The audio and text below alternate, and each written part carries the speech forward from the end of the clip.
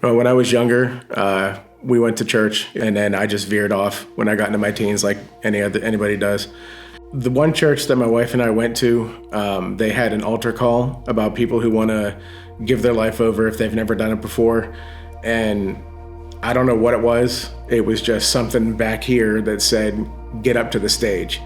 And it was probably one of the first times I was like, I think I'm going to listen. It just seemed like that day I could almost pinpoint it to then that it was a turning point where like we didn't fight as much and I wasn't internally as angry as I was. It just, everything was kind of like a calm. Our family is definitely testament to that, with how we used to be to where we are now. Before I met Christ, I feel like I was a very dark person, very like doom and gloom. And then once I started praying, that completely changed for me. I could just feel this anxiety, this depression, this loneliness, this darkness like lifted from me. I was one of those people that I thought, I can do this on my own. I don't need anybody. I need myself. And it's so untrue. I was trying to take care of my own problems. And I was kind of making a mess of a lot of things. And when my son was born, I remember looking at him one day and I said, you know, no matter what he could do, I would never feel like he was a bother to me. I felt like God almost said, then why do you feel like you're a burden to me?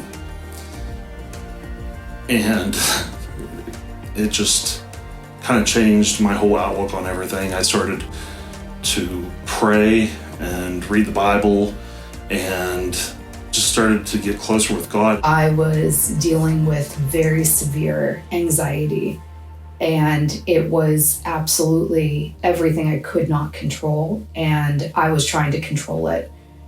And it was not until it was something that Pastor Mel said, which is, you can't control when you leave this world. And when you leave this world, where are you headed? Because this is not our end point. And it dawned on me that I needed to be saved. I've realized in retrospect that he has always been in my corner. Last year, my family started going to Summit, and that's when I accepted Christ. My dad, he ended up tearing his Achilles, and then I started asking God for help. It led me to grow in my faith and accept God and trust Him with everything. I've been held captive in my mind and in my heart for so long. I needed somewhere to go. I needed someone to confide in all along, and that was God. Summit has made it easy for me to feel welcome and my daughter to feel welcome in a community of people who want to support that growth and that journey. I've never felt more welcome or more home